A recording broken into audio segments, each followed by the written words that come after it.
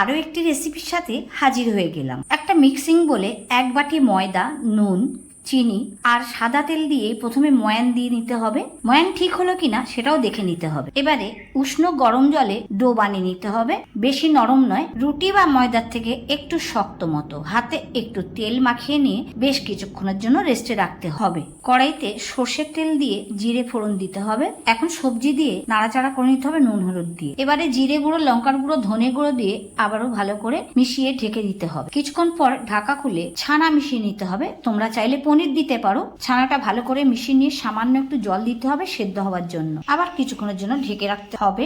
ঢাকা খুলে 1 মুঠো ক্যাপসিকাম এখানে মিশিয়ে দিলাম। পরিমাণ মতো চিনি আর টমেটো কেচাপ দিয়ে নামিয়ে নিলাম।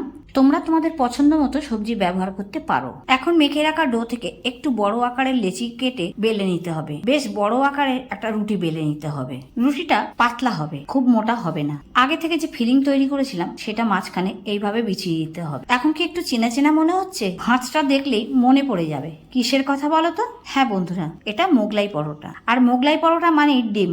যারা ডিম খায় না, যারা নিরামিষাশী, তাদের জন্য তো ভাবতেই হবে। প্যানে তেল গরম হয়ে গেলে পরোটাটা ভালো করে ভেজে নিতে হবে। আর সবটাই হবে লো মিডিয়াম আঁচ। দুপিঠ খুব ভালো করে ভাজা হয়ে গেলে তেল ঝারিয়ে তুলে নিতে হবে। তৈরি হয়ে গেল আজকের রেসিপি এগলেস মোগলাই পরোটা। কেমন লাগলো রেসিপিটা? লাইক দিতে ভুলো না।